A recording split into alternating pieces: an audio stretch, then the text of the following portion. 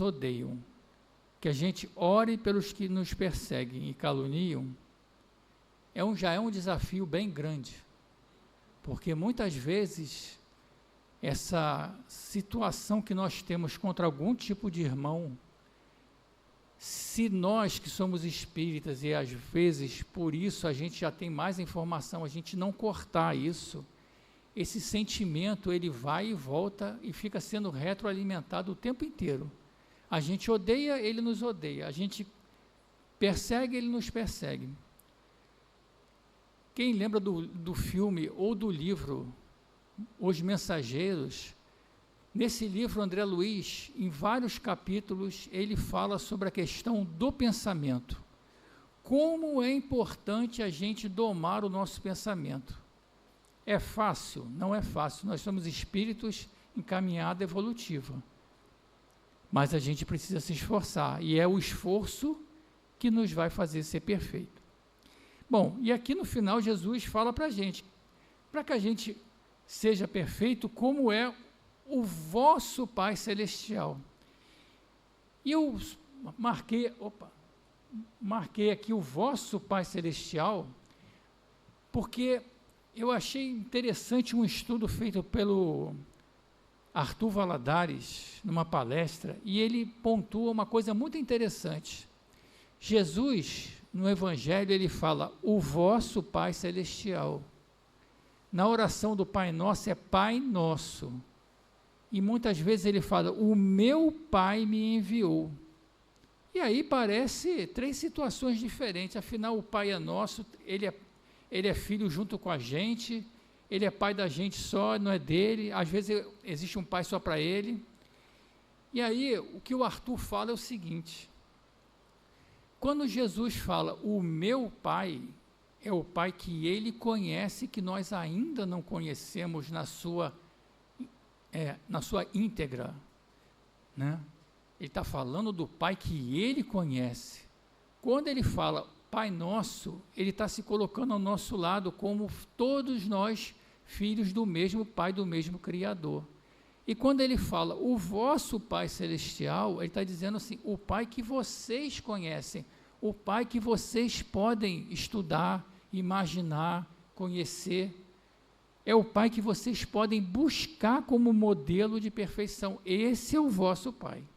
Eu achei bem interessante essa colocação feita pelo Arthur Valadares, porque realmente parece fazer bastante sentido. Agora que eu vi que a letra não ficou boa, mas eu vou ler para quem não está conseguindo. No Livro dos Espíritos, a pergunta número 13, diz assim, quando dizemos que Deus é eterno, infinito, imutável, imaterial, único, onipotente, soberanamente justo e bom, temos ideia completa de seus atributos? E os espíritos falaram assim, do vosso ponto de vista, sim, porque credes abranger tudo. O que os espíritos estão dizendo? Isso aqui é o que a gente consegue entender, mas tem muito mais coisa. Por isso, quando esse estudo do Arthur Valadares está em sintonia com isso. Porque quando os espíritos dizem que a gente não consegue abranger tudo, a gente não tem um dos sentidos que ainda nos falta para entender o que é Deus. Esse atributo aqui é o que a gente consegue compreender. Então é muito importante que a gente consiga perceber isso, a questão do entendimento do que é Deus, do nosso entendimento é a nossa meta. E na pergunta 244, Kardec pergunta, os espíritos veem a Deus? E eles respondem, só os espíritos superiores o veem e compreendem. Os inferiores o sentem e adivinham. Então, não sei se tem algum espírito encarnado já superior, ou que esteja aqui junto de nós, né, que pode ter visto a Deus, mas nós que estamos na caminhada, ainda não alcançamos esse ponto. Então, a gente pode sentir Deus, né? A gente pode olhar as obras da natureza, a gente pode perceber o espaço, os planetas, a sintonia de tudo que existe, e ali tem Deus. Outro dia eu estava assistindo um vídeo de um cientista que se dizia ateu. E ele falou, eu sou ateu. E ele é um físico, ele tem muitos conteúdos na internet, e ele estava entrevistando um outro cientista que deixou de ser ateu. E ele falou assim, olha, eu fui ateu durante muito tempo, mas eu comecei a pensar algumas coisas e percebi que não é possível ser ateu. Ele falou assim, tinha uma garrafa d'água em cima da mesa, ele falou assim, que nem tem esse copo aqui. Se ninguém tocar nesse copo aqui, se nada acontecer, esse copo vai se mexer e vai cair no chão? Não, ele vai ficar aqui para sempre. Se ninguém fizer nada, né, a não ser que tenha uma tormenta, uma ventania muito forte, ele vai ficar aqui para sempre. E aí ele fala, se o cosmos, todo o espaço, as galáxias se movimentam, se expandem, planetas deixam de existir, planetas passam a existir, quem está comandando isso? Aí o cara, não, mas isso aí, não, a física explica uma parte. A física explica por que acontece daquele jeito, mas o peteleco que é dado para aquilo acontecer, ela não explica. Eu achei muito interessante esse pensamento vindo de um cientista, porque não foi um livro religioso, foi através da ciência que ele chegou a esse ponto. Ele deixou de ser ateu e passou a ser crente. Ixi, ele bagunçou aqui o texto, mas vamos lá. E aí, essas perguntas eu estou colocando pelo seguinte, no capítulo 8 do Evangelho de João, João está contra-argumentando contra os judeus, porque os judeus estavam teimando com ele sobre a posição dele, a posição de autoridade moral, e os judeus não aceitavam isso. Tem um momento que ele fala assim, você é um endemoniado, porque você está se colocando acima de Abraão. E Jesus fala para eles, antes de Abraão eu sou, mostrando quem Jesus, ele dizendo quem ele era. E ele fala para os judeus, eu conheço Deus, vocês não conhecem, mas eu conheço. Se eu não falasse isso para vocês, eu estaria mentindo igual vocês estão mentindo agora.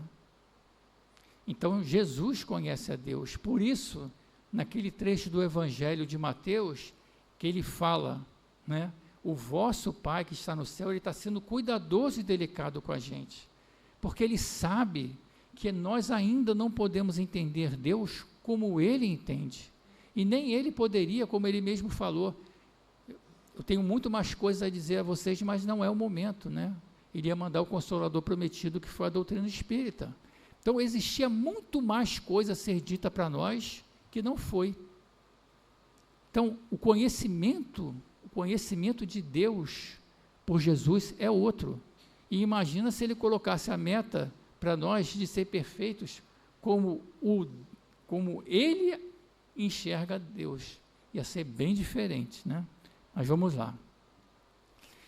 E aí tem um trecho interessante na pergunta 14 do Livro dos Espíritos, que é assim, Deus é um ser distinto ou será, como opinam alguns, a resultante de todas as forças e de todas as inteligências do universo reunidas? É a questão do panteísmo, né? Então é o seguinte, Deus é a soma de tudo, então cada um de nós somos uma pecinha de Deus, uma célulazinha de Deus. Quando todos nós nos juntarmos, aí forma Deus. E os espíritos dizem que isso é um equívoco, é um engano. E o Kardec era um professor e fazia perguntas muito bem feitas e muito bem colocadas. E ele, quando os espíritos começam a responder, fala para ele, Deus existe, disso não podeis duvidar, e é o essencial. Crede-me, não vades além, não vos percais num labirinto de onde não lograrias sair. Isso não vos tornaria melhores, antes um pouco mais orgulhosos, pois que acreditarias saber, quando na realidade nada saberias. Deixai conseguintemente de lado todos esses sistemas. Tendes bastante coisas que vos tocam mais de perto, a começar por vós mesmos. Então, o que ele está dizendo para a gente? Não adianta você querer penetrar a existência de Deus, porque ainda não dá.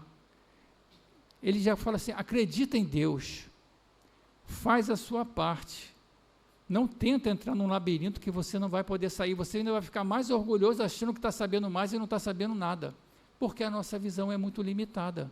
E por isso, os espíritos alertam Kardec sobre isso. E tem uma passagem do livro Na Era do Espírito, agora melhorou, que o fundo está branco, né?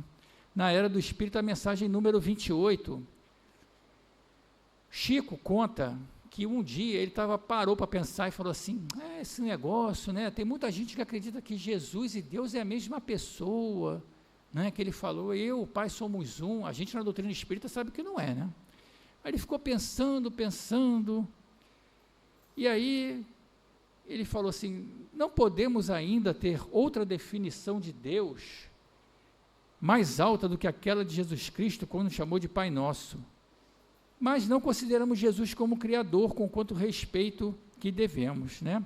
Aí ele vai perguntar ao Emmanuel, vem cá, no sistema solar, pensando assim, vamos pensar fora aqui do nosso planeta, como é que é Jesus, quem é Deus, como é que essas coisas se comunicam? O Emmanuel fala assim para ele, olha, acho melhor você não entrar por esse caminho também não. Aí o Chico fala, Emmanuel, mas eu fiquei pensando, eu gostaria tanto de saber como é que essas coisas, como é que é Jesus aqui no sistema solar, ele toma conta aqui do planeta Terra e tal. Aí o que acontece? Ele insistiu tanto, o que o Emmanuel fez? O Emmanuel abriu um painel para ele e é como se ele estivesse sendo tirado da Terra. Então o Chico conta, nessa passagem, que ele começa a ver a Terra pequenininha e vai viajando, vê o Sol pequenininho, vai viajando, vê todo o sistema solar pequenininho, vai viajando, começa a enxergar a galáxia e outra galáxia, e ele a mente dele começa a ficar tão, não é perturbada, mas tão sobrecarregada de tantas coisas que ele estava vendo, e o que mais impressionou o Chico foi a sincronia dos movimentos todos de planetas, sóis, galáxias, e ele foi se afastando, e ele fala assim, então a minha cabeça ficou cansada e eu pedi para voltar. O Emmanuel avisou a ele, acho melhor você não ir. Ele insistiu, quis ir, e ele fala lá, porque tudo está dentro da ordem divina, cada mundo, cada sistema, cada galáxia, orientados pela inteligência divina, e Deus para lá disso tudo, com quem possamos fazer-lhe uma definição, sem que podemos fazer uma definição. Ele foi, viu aquilo tudo, ficou cansado e não adiantou nada, né? Então, esses conselhos que foram dados para que a gente busque Deus na nossa visão e na nossa perfeição, já é bem o suficiente, né?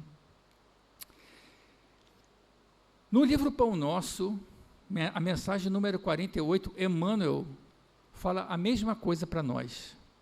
A mais elevada concepção de Deus que podemos abrigar no santuário do Espírito é aquela que Jesus nos apresentou, em nos revelando Pai amoroso e justo, à espera dos nossos testemunhos de compreensão e de amor. O Supremo Senhor não nos pede sacrifício e lágrimas, e sim o serviço e o trabalho. Então, Emmanuel aqui está deixando uma mensagem para a gente do carinho que Deus tem conosco. Ele não pede a gente que a gente faça uma viagem espacial, faça todos os cálculos de constelação, galáxia, nada disso. Emmanuel fala que Jesus nos apresentou um Pai amoroso e justo à espera dos nossos testemunhos de compreensão e de amor. Ele não pede nosso sacrifício e lágrimas, sim o trabalho e o serviço no bem. É isso que a gente tem que fazer, né? Servir, fazer o melhor que a gente pode a cada dia, como foi a mensagem do Fonte Viva. A gente vai errar, não tem dúvida, a gente vai cair, vai errar, mas a gente tem que levantar e seguir. Não pode desanimar, ou ficar parado e falar, gente, agora não vou fazer mais nada, não adianta, eu faço um monte de bobagem mesmo, né? A gente não pode desanimar e desistir, né? Novamente no Livro dos Espíritos. Será dado um dia ao homem compreender o mistério da divindade? A gente um dia vai compreender? quem é Deus, o que Jesus falou para a gente? Que um dia a gente faria o que ele fez e muito mais, né? Jesus é o nosso mestre, é quem a gente mais confia. Se ele falou isso, isso é verdade, certo? Mas como é que a gente vai fazer isso, né? E ele fala, a resposta dos espíritos: quando não tiver o espírito obscurecido pela matéria, quando pela sua perfeição se houver aproximado de Deus, ele o verá e compreenderá. Fácil, né? Basta que a gente caminhe no nosso caminho evolutivo, a gente se livre da matéria, a gente vai atingir a perfeição e a gente vai ver e compreender Deus, assim como Jesus também faz, né? E aí, como é que a gente vai fazer para se livrar da matéria? A gente não ter o nosso espírito obscurecido pela matéria. Então, a gente vai ver aqui alguns exemplos, né? Nesse livrinho, Instantes da Vida, do irmão X, tem a mensagem número 36, que se chama Parábola do Servo. E ela vai exemplificar um pouco sobre essa questão da gente se livrar da matéria. Então, o que ele conta é o seguinte: chegou um dia no plano espiritual, um espírito de boa aparência, com a túnica branca como o lírio, falando docemente, de uma maneira muito educada, e ao chegar lá, claro que isso é uma história que o irmão X sempre coloca lá a pitadazinha dele de imagem, só para a gente lembrar disso. Então, aí o porteiro lá daquele plano falou assim: nossa, mas que espírito educado, né? Com a roupa bonita. Vamos subir aqui na balança. Aí tinha uma balança lá. Aí ele falou: rapaz, você está muito pesado ainda. Volta para a terra, planta o amor cada dia, para você fazer a colheita da caridade. E esse espírito ficou decepcionado, mas seguiu o conselho. Desceu, reencarnou. E aí ele foi muito bem sucedido financeiramente, ele foi muito, muito rico. Ele comprou várias fazendas, ele empregou várias pessoas, todo o dinheiro que ele tinha era utilizado para produzir o bem, para produzir empregos, tudo de bom que podia ter sido feito com aquele dinheiro ele fez. Ele era muito generoso. E aí, segundo o irmão X, com quase um século depois ele desencarna. E aí ele chega lá em cima e encontra lá o espírito que estava na porta lá daquele plano espiritual. E o espírito fala: nossa, você agora está mais bonito ainda, você está com a sua roupa mais brilhante, olha, que coisa, vamos subir na balança. Ele subiu na balança e ainda não deu. Ele falou: olha, você aproveitou muito bem a riqueza, você agora tem um título de provedor, você foi um excelente provedor, mas volta e planta as bênçãos do amor. E ele volta, ele reencarna. Ele reencarna e ele vira um político, muito preocupado com a opinião dos outros, mas ele foi um político muito hábil. Ele movimentou muitas obras e ajudou milhares e milhares de pessoas. Ele não foi um político desonesto, ele foi um político correto. Ele promoveu o crescimento, né? As suas ações foram para melhorar a vida de muitos. E ele, depois de quase um século, desencarna. Chega lá em cima, o cara fala: nossa, você agora ainda está mais bonito ainda, sua veste está mais brilhosa, você já está chegando até uma auréola. Nossa, vamos subir na balança. Não deu de novo. Aí ele falou: olha, você tem que cultivar a lavoura do amor. E ele volta a reencarnar. E ele reencarna e volta a ser novamente muito, muito rico. Mas ele tinha o interesse de se preservar, ele não gostava muito de atuar, mas todo o dinheiro que ele tinha, ele distribuiu, ele levou consolo, ele comprava remédio, ele comprava comida, ele fazia de tudo para ajudar as pessoas, mas ele comprava e dava, comprava e dava. desencarnou, chegou lá em cima, o espírito que o recebeu de novo, opa, voltou de novo, nossa, já está assim, mais radiante agora, sobe na balança, subiu na balança, e nada, não foi dessa vez. Mas ele falou, olha, você agora pode ser considerado um benfeitor, porque você foi na terra, você teve dinheiro, você distribuiu o dinheiro, e o dinheiro foi muito bem aplicado, você é um benfeitor. Mas o que você precisa fazer? Semear o amor. E aí, o que acontece? Ele volta a encarnar. Nessa encarnação, ele veio totalmente despreocupado de si, não queria saber o que os outros iam achar dele, não queria saber se estava aparência bonita, se não estava com aparência boa. Teve todas as oportunidades de ter dinheiro e não quis o dinheiro, renunciou à posse. Não quis ocupar cargo político para mandar, apesar dele ter sido um bom político, ele não quis. Ele abriu mão das fortunas e agora ele trabalhou pelo próximo. Ele atendia os doentes, ele fazia curativo, ele socorria os necessitados, ele fazendo, não mais ele bancando as coisas, era ele que estava fazendo. Ele foi caluniado e vítima da ingratidão. Muitos caluniaram ele. E aí, ele chega lá no plano espiritual, coberto de pó e cinza, segundo o irmão X, todo manchado de sangue dos doentes que ele tratou. Aí ele falou, bom, agora já era. As outras vezes eu cheguei aqui todo bonito, o cara mandou eu voltar, e agora estou igual um mendigo aqui, ó, todo sujo, todo esfarrapado, né?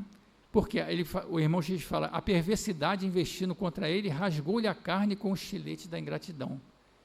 E aí o espírito que o recebeu lá falou assim, nossa, voltou agora, vamos subir na balança. Aí ele falou, tá bom, vou subir, né, porque... E aí...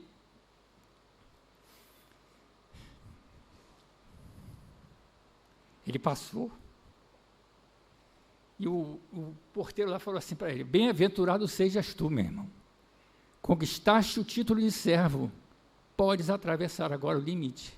E ele falou assim, mas eu vou atravessar agora todo sujo, eu estava bonito no passeio, e o que o irmão X fala que, quando ele passa desse portão, todas aquelas manchas, a sujeira, tudo aquilo caiu imediatamente, e... surgiu vestido numa túnica de estrelas. Então, nos slides anteriores, a gente estava falando de assim, como é que a gente vai se desmaterializar? Nessa história, o irmão X conta como alguém se desmaterializou. É claro que não foi dessa encarnação, provavelmente, não tem mais, ele não ficou perfeito, né? Mas ele avançou como espírito, ele caminhou, ele avançou, né? Provavelmente agora os seus desafios serão outros, né? Então, a gente tem uma caminhada evolutiva para fazer. E aí, sempre vem a pergunta, bom, mas a gente não está evoluindo? A gente agora, né, eu estou aqui apertando um botãozinho, está passando o slide que está projetando lá, né, a gente está bem evoluído, né, a gente tem os celulares, os computadores, as máquinas, mas isso é o suficiente? E o Emmanuel, em várias lições, ele pergunta assim, o que os homens fazem com as suas máquinas, com o seu intelecto, com a sua capacidade de produzir? A gente tem produzido coisas boas, mas também temos produzido também coisas más, né? A energia nuclear, né, que é algo de tão maravilhoso, porque produz energia elétrica, e a questão do estudo da radioatividade dos átomos, tem o raio-x, tem tanta coisa boa, mas também nós fizemos bombas e tocamos bombas no Japão, né? A gente atacou outros irmãos, não estou querendo julgar o mérito de quem jogou e quem recebeu, mas a humanidade produziu máquinas que são capazes de produzir a destruição em uma escala enorme. Então parece que existe um limite de evolução intelectual também. Eu coloquei essa imagem porque essa imagem representa aquela passagem onde Pedro ataca o soldado que vai repreender. Pedro ataca e corta a orelha do soldado. Jesus repreende e fala assim, Pedro, embainha tua espada. E Jesus imediatamente cura a orelha do soldado. Isso está no Evangelho. Bom, Jesus fez uma série de milagres, entre aspas, né, que a gente sabe que não existe um milagre. Mas aí, quando a gente parar para pensar, quanto tempo nosso corpo cicatriza sozinho, né? Provavelmente, se Jesus não colocasse a mão na orelha do soldado, com o tempo, o próprio corpo físico ia fazer a cicatriz e ele ia ficar bom, né? Mas Jesus conseguiu induzir, de alguma maneira que ele sabe, a multiplicação das células daquele soldado imediatamente e a ferida se fechou. Imagina se fosse ao contrário, Jesus falasse assim, ele veio me prender com o meu, imagina o poder de Jesus, eu vou cortar esse cara ao meio. Cortava. Se ele quisesse fazer, cortava. Mas Jesus é um espírito já tão evoluído que esses pensamentos ruins já não passam mais pela cabeça dele. Então existe um limite para que a nossa evolução aconteça. É preciso que a moral avance para que a intelectual acompanhe. Porque se a gente evolui muito intelectualmente, a moral fica abaixo, a nossa capacidade de fazer o mal só aumenta. A gente só vai destruir, a gente só vai prejudicar os outros. Então existe um limite para que a gente se desvencilhe cada vez mais da matéria, para que a gente alcance um plano espiritual mais elevado. É preciso fazer esse movimento, como a gente viu daquele irmão, né, que trabalhou, mas quando ele serviu de coração, quando ele botou a mão no trabalho, foi ali que ele conquistou uma etapa da sua caminhada. E existe uma outra mensagem no livro Céu e Inferno, na segunda parte, no capítulo 2, onde estão os espíritos felizes. Essa mensagem da Condessa Paula é muito famosa no meio espírita, muitas pessoas provavelmente já viram. Mas a Condessa Paula, porque aquele teve dinheiro, mas o que ele fazia? Só para a gente ficar pensando, né? Essa questão do dinheiro, muitas vezes, o rico... Não, tem rico que faz um trabalho decente, né? Nem todo rico é mau, né? A gente sabe disso. Então, o que a Condessa Paula fez? A Condessa Paula morreu com 36 anos. E no livro Céu e Inferno fala que ela foi uma pessoa extremamente generosa, extremamente bondosa. Durante a sua vida, ela trabalhou servindo ao próximo. Segundo o que está descrito, ela gastava metade do que ela tinha, e com a metade que ela gastava, ela fazia melhor do que os outros que gastavam tudo. E a outra metade, ela usava para servir ao próximo, mas não para dar o dinheiro, ela fazia as coisas acontecer com a sua presença. E, ao desencarnar, ela vem e traz uma mensagem, e ela fala assim, na verdade, estou muito mais feliz do que é possível exprimir a vocês, e, no entanto, ainda estou longe do último degrau. Então, com tudo que ela fez, ela estava num plano espiritual elevadíssimo, do nosso ponto de vista, mas ela fala, ainda estou longe do último degrau, é preciso caminhar mais.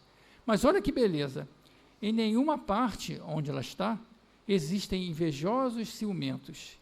Este é o mundo onde estou, meu amigo, e onde vocês chegarão infalivelmente se seguirem o caminho certo.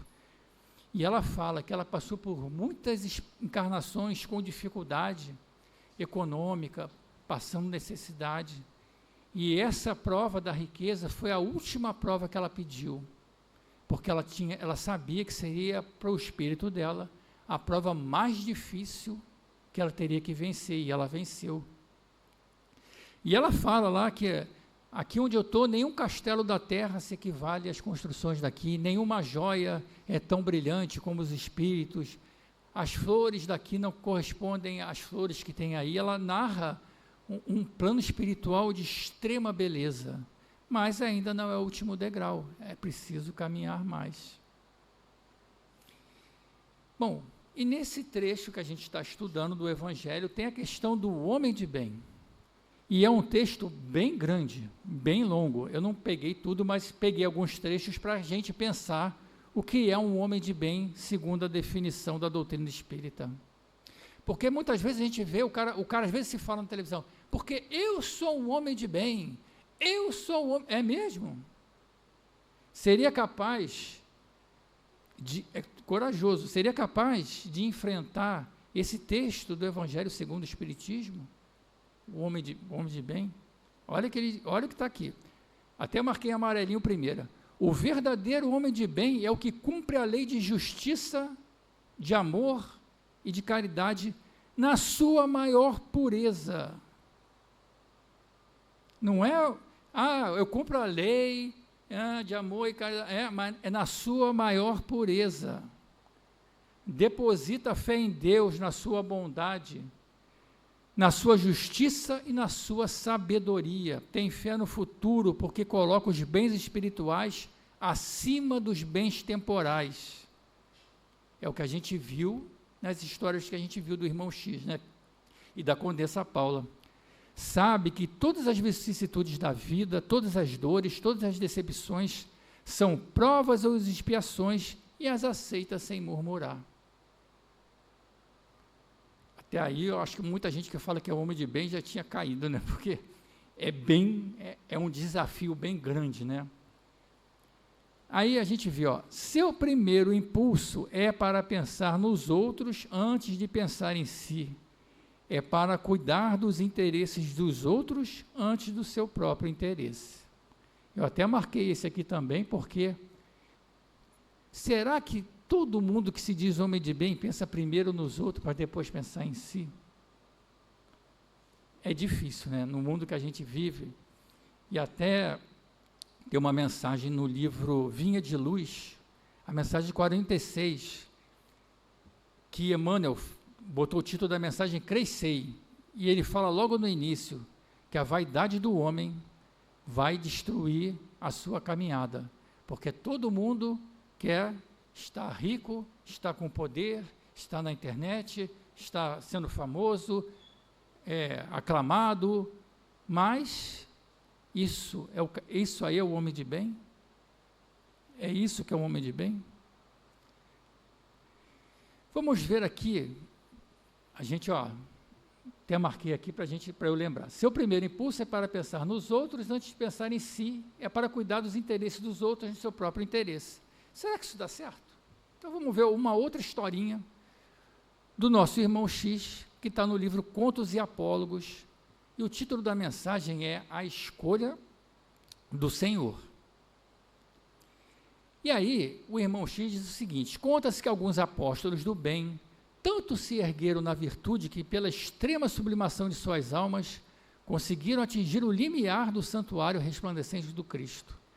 Então, ele está contando que vários espíritos estavam numa reunião, né, já próximos de Cristo, ali conversando, todo mundo feliz, né, contando as suas lutas, as suas batalhas, as suas vitórias. E todos com as suas vestes que eles mais gostavam, da parte religiosa, usando suas medalhas, né, com aparência bonita e tal. E tem um camarada ali que eles olham e falam assim: poxa, tem alguma coisa errada, porque entre eles tinha um que estava com as suas roupas sujas, cheio de poeira, com o cabelo despenteado, barbudo. E aí os anjos foram falar para ele: como é que você veio parar aqui? Ele falou assim: eu nem sei como é que eu vim parar aqui, sei que eu estou aqui, mas eu também não sei, porque eu estou vendo tanta gente bonita, arrumada, com roupas bacanas, nem sei. Ele falou assim: porque todos estão aqui, porque seguiram as orientações do Senhor, caminharam de acordo com o que o Senhor falou, adoraram o Senhor. E aí ele fala, não se preocupe então comigo, clamou o anônimo beduíno, porque ele ficava no deserto.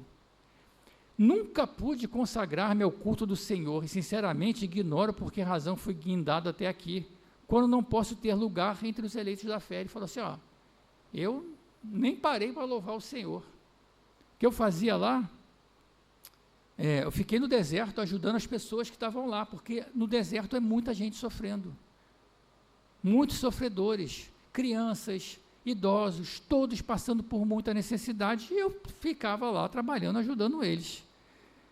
E ele falou assim, que o Senhor me perdoe a ingratidão e a dureza, esperou o velhinho, mas os sofrimentos dos meus irmãos não me deu oportunidade de pensar nele. Nunca pude refletir na sublimidade do paraíso, porque o deserto estava cheio de aflição e lágrimas. Então, ele nunca teve nada que pudesse levar ele à religião, porque a preocupação dele era o socorro dos sofredores. E aí, o que acontece? O anjo falou assim, tá bom, quem vai decidir, quem vai decidir quem ele quer receber é o próprio Cristo. Aí ele ficou lá quieto. Aí no livro do irmão Cheio diz que ele botou a mão e começou a chorar. Falou, meu Deus, o que aconteceu, o que estou fazendo aqui? E aí o irmão X diz que veio uma caravana de anjos, cheio de flores, todos enfeitados e tal, e trazendo uma faixa um nome. Era o nome de quem? Era o nome dele. Até está lá, Ibrahim al-Mandeb. O Senhor quer conversar com você. Ele é que foi o escolhido. Jesus reconheceu nele, aquele que merecia ter uma audiência. Né? Por quê? Como a gente viu aqui no Homem de Bem, né? No slide anterior. O primeiro impulso dele foi pensar nos outros e não nele. Ele viveu a vida inteira dele assim, pensando no próximo. E foi assim que ele alcançou a oportunidade, né, de encontrar Jesus. Olha, que beleza, né? Fico imaginando o dia. Já pensou? Seguindo, em todas as circunstâncias toma por guia a caridade. Não alimenta ódio, nem rancor, nem desejo de vingança. A exemplo de Jesus, perdoa e esquece as ofensas. E só dos benefícios se lembra, por saber que perdoado lhe será conforme houver perdoado. Então aqui, né, está pegando de uma questão que a gente já tratou lá atrás, que é a questão do perdão. Eu citei o livro Mensageiros, porque a questão do pensamento, né, fica o tempo todo aquela guerra de pensamentos. Às vezes a gente acaba, né, numa determinada situação, quando eu encontrar aquela pessoa, eu vou falar isso, vou falar aquilo, quando ele falar que vai falar isso, eu vou falar aquilo também, e a gente fica naquela guerra. E o que é importante para a gente é tentar sair desse pensamento, né? É tentar perdoar. É fácil? Não é fácil, mas Jesus te falou, né, no mundo tereis tribulações, mas tem de bom ânimo, porque ele venceu o mundo e a gente vai vencer também.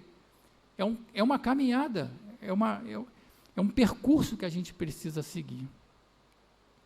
Depois ele diz, é indulgente para as fraquezas alheias. Olha, estuda as suas próprias imperfeições e trabalha incessantemente em combatê-las.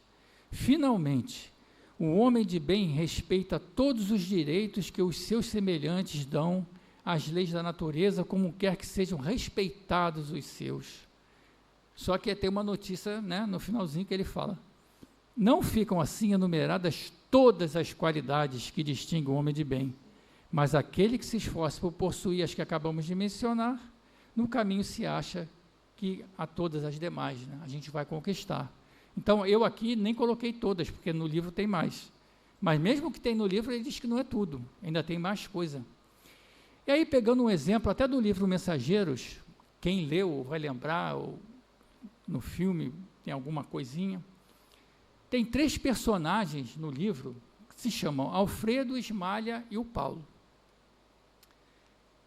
Alfredo, ele não sei se eu posso usar a palavra gerente ou coordenador do Campos da Paz, que é um ambiente que existe ainda no umbral, capaz de recolher espíritos sofredores para serem tratados. E o André Luiz conta que nas cercanias desse Campos da Paz é tudo escuro, a vegetação é feia, não se vê praticamente o sol, se escuta alguns ruídos de sofrimento, e Campos da Paz tem uma muralha que o cerca, e lá dentro o ambiente é totalmente diferente. Tem árvores frutíferas, tem pássaros, o sol bate, a temperatura é agradável. Por quê? É a sustentação do pensamento daqueles espíritos que estão ali dentro trabalhando no bem. Existe uma equipe grande lá dentro. de Campos da Paz trabalhando. E quem coordena os trabalhos, ou comanda os trabalhos, é o Alfredo. O Alfredo, ele encarnado, ele foi casado com a Ismália. E segundo eles contam, era um casamento feliz, até que Paulo começou a se interessar pela Ismália e começou a encher a cabeça do Alfredo com algumas situações que não existiam. Ele começou a inventar situações que a Ismália poderia estar envolvida, e de começo o Alfredo começou a não dar muita bola, mas ele foi falando, né? E aí o Alfredo começou a ficar com a pulga atrás da orelha. Aí, será que é mesmo, né? E aí, no ápice da maldade de Paulo, ele paga um homem para se esconder dentro do armário da Ismália, e esse homem iria sair do armário no momento em que Alfredo chegasse em casa e propositadamente ia deixar um chapéu lá para que ficasse marcado que ele esteve ali. Isso acontece, Alfredo fica revoltadíssimo com a Ismália pede a ele perdão, que ela não tinha nada a ver com aquilo, mas o Alfredo não aceita. E o Alfredo leva a Ismália, devolve a Ismália para os pais, se separa dela, passa um tempo, ele volta arrependido, Ismália está muito doente, desencarna, e ele fica muito, muito sofrido com isso. E aí, no leito de morte, Paulo chama Alfredo e confessa que a Ismália nunca fez nada, que tudo aquilo tinha sido uma armação dele. Ele tinha provocado aquela cena para provocar o ciúme de Alfredo, porque ele tinha interesse na Ismália. E aí o Alfredo fica muito revoltado com Paulo, Paulo desencarna, Alfredo também desencarna. E Alfredo conta que, depois de muito tempo, ele perdoa Paulo. E Paulo não fez isso só com Alfredo e com a Ismália. Ele fez isso com outras mulheres e outros homens. E ele estava sendo socorrido por Alfredo em Campos da Paz. Então, olha a capacidade de perdão de Alfredo, né? Ele recolheu em Campos da Paz como irmão sofredor aquele que causou a desgraça do seu casamento na terra. Bom, Ismália era um espírito muito mais evoluído do que todos dois. Ela nem fica ali no Campos da Paz, ela vai e volta, vai lá, socorre, participa de atividades. Inclusive o André Luiz conta que num determinado momento em que eles vão fazer uma prece, porque aqueles espíritos estão deitados naquelas camas, naquelas macas, sofrendo, a Ismália emite tanta energia que o André Luiz fica assustado, porque sai muito mais dela do que todos os outros. E aí ele fala para Aniceto, nossa, Aniceto, ela fala assim, essa é a Ismália, é o grau de evolução que essa irmã tem. E depois tem uma historinha também que vai ter um concerto lá, tocar música, o André Luiz conta que a Ismália, ela consegue transformar uma música quase que numa prece, praticamente sem cantar. Como ela faz, não ficou claro no livro, mas é um espírito de altíssima evolução, né? Então, o Alfredo é um exemplo de perdão para a gente, né? Imagina uma situação dessa, ele recolher depois, ele podia falar, aquele lá, ele estragou meu casamento, estragou de tantos outros, e agora quer que fique para aí, né? E no finalzinho tem os bons espíritas, né? Que somos nós espíritas. Será que nós somos bons espíritas, né? Então, no texto diz, bem compreendido, mas sobretudo bem sentido, o espiritismo leva aos resultados que caracterizam o verdadeiro espírita como o cristão verdadeiro, pois que um é o mesmo que o outro. A doutrina espírita, isso aqui eu acho fantástico, a doutrina espírita não contém alegorias nem figuras que possam dar lugar a falsas interpretações. Nada tem de misteriosa e seus iniciados não se acham de posse de qualquer segredo oculto ao vulgo. Para nós, a gente viu no início, Jesus é nosso irmão alcançou lá o ponto dele pelo esforço próprio. Não tem essa que ele desceu pronto, ele já saiu pronto, Jesus é Deus, Deus é Jesus. E a doutrina espírita tira tudo isso, tira esse misticismo, essa maneira fantasiosa e muitas vezes que tende a ocultar o verdadeiro ensino de Jesus. A doutrina espírita retira tudo isso. E ele continua: o espírito que nele domina de modo mais completo a matéria, dá-lhe uma percepção mais clara do futuro. Os princípios da doutrina lhe fazem vibrar as fibras que nos outros se conservam inertes. É tocado no coração pelo que reconhece inabalável, se lhe torna a fé. E aí no final ele fala: reconhece o verdadeiro espírita pela sua transformação moral e pelos esforços que emprega para domar suas inclinações mais. Né? Então, essa é a doutrina espírita. Bom, e no livro Coração e Vida, do Chico Xavier, tem uma mensagem muito bonita, chama-se Amor e Perdão, né? E essa história, né, foi Maria Dolores que contou, e ela, assim, de uma beleza fantástica, né? Vou tentar não me emocionar, mas vamos lá. Então, Maria, quando vai ao túmulo, ela encontra Jesus e ela fica maravilhada de ter encontrado Jesus, né? E ela vai para tocar Jesus e ela fala: não, Maria, não fui ainda ao alto, nem me levei sequer um palmo à luz do firmamento. Quem ama não consegue achar o céu de um salto.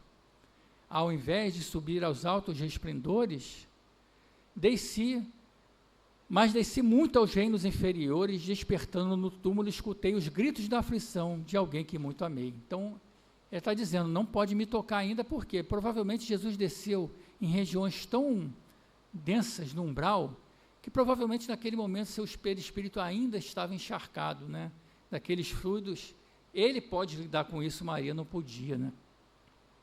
E que muito amo ainda, embora visse além a luz sempre mais linda, sentia nesse amado, e aqui ele cortou, ao reencontrá-lo amargurado e louco, a ponto de não mais me conhecer, demorei-me a afagá-lo e pouco a pouco consegui que ele, enfim, pudesse adormecer. Então, ele foi lá embaixo tirar alguém de uma maneira adormecida. Senhor, interrogou a Madalena, quem é o amigo que te fez descer antes de procurar a luz do Pai? Aí Jesus replicou: Maria, um amigo não esquece a dor de outro amigo que cai. Né? E ele fala: antes de me alterar a celeste alegria, ao sol do mesmo amor a Deus em que te elevas, vali-me após a cruz das grandes horas mudas para buscar Judas.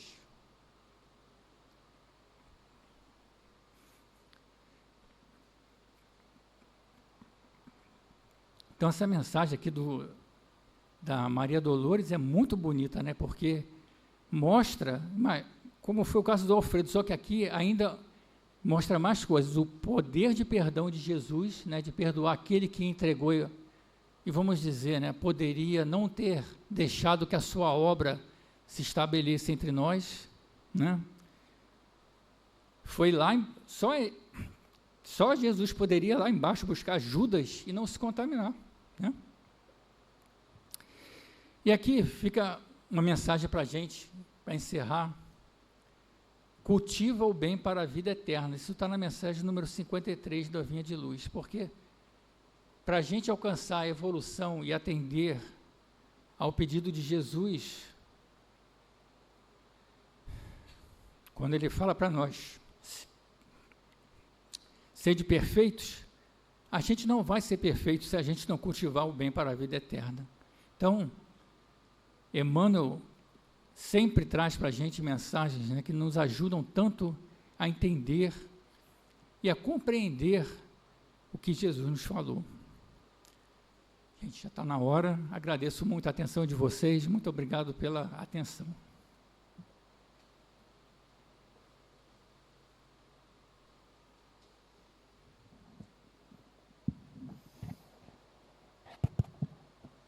Agradecemos ao Alexandre por ter nos informado a respeito do tema que foi colocado, do quanto ainda é tão difícil ainda para nós sede perfeitos, assim como Deus o é, a gente não teria noção do que é Deus, o que é Deus,